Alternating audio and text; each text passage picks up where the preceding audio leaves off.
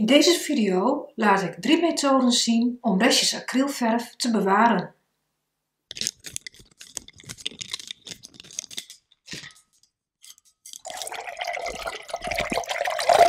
Welkom bij Bijke Aart. Bijke is mijn naam en Aart de kunsten is wat ik het liefste doe. En vandaag een wat minder poëtische kant van de zaak, namelijk praktische tips.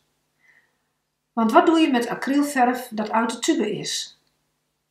Acrylverf droogt ontzettend snel op en is ook nog eens een keer afhankelijk van veel factoren hoe snel het opdroogt. Dus je eigen omgevingsfactoren, de ruimte waarin jij schildert. Zo is de temperatuur belangrijk. Heb je de verwarming op 19 of 25 graden staan, ja, dat maakt wel degelijk uit. De relatieve vochtigheidsgraad van je ruimte. De hoeveelheid UV-licht wat door de ramen naar binnen komt. De kwaliteit van de verf is belangrijk. Ik heb hier 3 oplopende kwaliteiten van verf. En ja, Golden is de laatste, dat is een professionele kwaliteit. Dus dat maakt uit ook hoe snel het indroogt.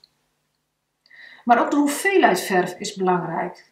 Begin je maar met een heel klein kloddertje te schilderen, dan zul je merken dat halverwege het schildersproces dat kloddertje al ingedroogd is en dat het eigenlijk onhandig is. Je kan beter beginnen met een iets grotere hoeveelheid.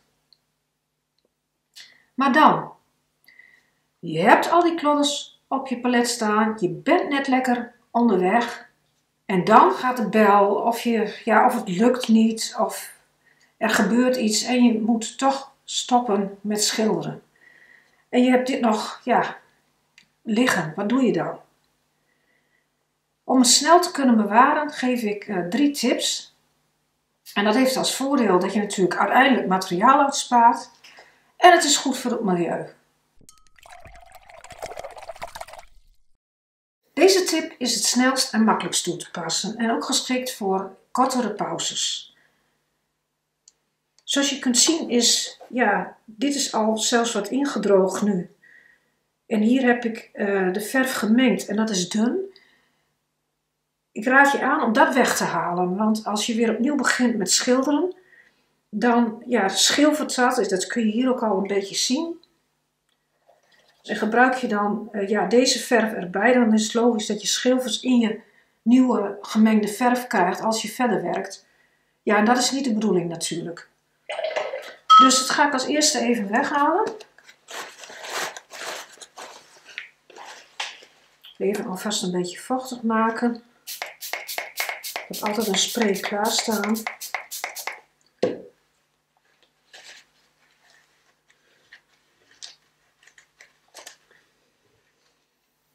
Ik heb er nog even wat extra water op gespreid. En ja, dat is ook te zien hier. En nu is de verf, wordt de verf bevochtigd door het water en kan het even een tijdje vooruit, voordat het indroogt. Wat je nog extra kunt doen is er een plastic zak overheen doen. Dat kan ook met aluminiumfolie, maar aluminiumfolie is duurder en ook weer iets meer milieubelastend. Dus dan gaan we weer. Als dit ook kan, dan vind ik het eigenlijk prettiger. Zo. Ja, en dan is de verf blijft vochtiger, omdat het minder verdampt onder het plastic. Dat zorgt dat het nog weer wat wordt vertraagd, waardoor het langer houdbaar is. Komen we aan bij tip 2. Deze tip is tegelijkertijd ook de meest creatieve van de 3. Want je begint eigenlijk alweer aan een nieuw werk. De verf is inmiddels weer uitgepakt en klaar om verwerkt te worden. Hier heb ik al eerder verf zo even de kwast op uitgestreken. En dan komen er willekeurig patronen tevoorschijn. Hier ga ik even mee verder, want dit stuk is nog helemaal wit. Dus daar kan nog wel wat bij. Eens even kijken, ik heb hier een mooie rauwe omber.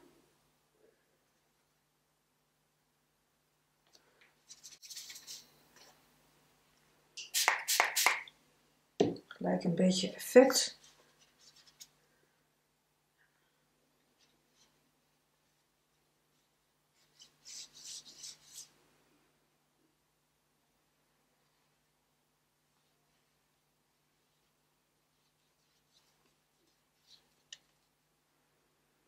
Dit lijkt even helemaal nergens naartoe te gaan, maar ik zal zo laten zien dat het juist, doordat het zo spontaan is en niet, dat je er niet bij nadenkt, dat het je hele leuke effecten kan krijgen. Mooie kleuren naast elkaar. Ik denk dat het idee wel duidelijk is. Want wat kun je hier uiteindelijk mee doen? Ja, je kan een kickstart maken voor een nieuw werk, maar ja, dit is op een soort kladpapier bijna, dus dat zal er niet zo snel gebeuren. Wat wel kan, is, hier maak ik heel vaak kaartjes van. En door een paspartout uit te snijden in zwart papier, kan ik er overheen gaan. En als de verf is opgedroogd natuurlijk, een stukje uitkiezen wat ik heel mooi vind. En daar uiteindelijk een kaartje van maken. Dat vind ik zelf heel leuk om te doen. Het zet ook mijn fantasie aan. En ja, ik maak tegelijkertijd unieke kaartjes voor bijzondere gelegenheden. Hier is ook zo'n voorbeeld van. Heel simpel, van restjes verf. Ik kan het natuurlijk ook nog wat stoerder aanpakken. En dat zie je hier achter mij. Dit is een doek die ik ook voor restjes afslaan gebruik. En net zolang dat ik zeg, ja, er staat alvast wat op het doek. Ik heb zoveel lagen en dan komt uiteindelijk een figuratief of iets komt er overheen. Maar nu nog niet nadenken, gewoon kijken wat erbij kan. En dan zoveel mogelijk op gevoel.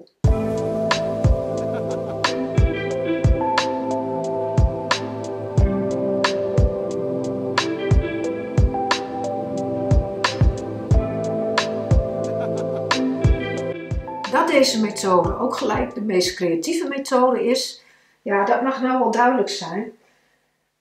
Je leert hier heel veel van. Kleuren, hoe je het later weer kan inzetten. Het maken van stempels in de verf door middel van verschillende kwasten of ja, zoals ik hier ook had, een oud bankpasje over je doek heen halen. Hoe werkt dat eigenlijk? En vooral als je gewend bent om vrij methodisch te werken, kan dit juist heel lekker zijn om even los te gaan en ook het verf beter te leren kennen. Ik kan me voorstellen dat je wel denkt, oh mijn hemel, wat doe je nou allemaal? Maar later, dat is het mooie van acrylverf, het droogt helemaal op. Er kan steeds weer opnieuw een laag overheen, dus er is niks verloren. En juist doordat je in veel lagen opbouwt, krijgt het schilderij levendigheid. Maar dat zal ik in een andere video verder gaan uitleggen, want nu is het tijd voor methode 3. Als je besluit te stoppen met schilderen, kun je ook alles bij elkaar doen in een potje. En dat kan van plastic zijn of van glas. En voor deze methode ben ik zelf ook nogal behoorlijk gecharmeerd, want ja, je creëert toevallig en passant vaak hele mooie nieuwe kleuren. En door deze kleuren bij elkaar in te doen, ja, ontstaat er ook een donkere vergrijsde kleur. Dus hier zit ook al een hele donkere kleur in. Dus ik ga gewoon het erbij in doen. En dan later weer mengen. Het palet is leeg en de 3 tips zijn gegeven. Het mag voor zich spreken dat ik niet alle 3 tips altijd op één palet loslaat, want meestal is het één methode die ik hanteer. Maar voor deze video vond ik het leuk om op deze manier op een rijtje te zetten. Van het papier kan ik heel veel kaarten maken en nog dingen bij optekenen en daardoor wat meer figuratieve elementen toevoegen. En dat geldt ook voor het doek. De lagen staan er nu op. Het doek kan goed drogen. En dat is voor een volgende keer om daar weer wat aan toe te voegen. Hoe ik dat doe en hoe ik verder ga met experimenteren, laat ik graag zien in volgende video's. Als je het leuk vindt om daarbij te zijn, druk dan op de abonneerknop, dan weet je me te vinden. Blijf experimenteren en tot de volgende keer.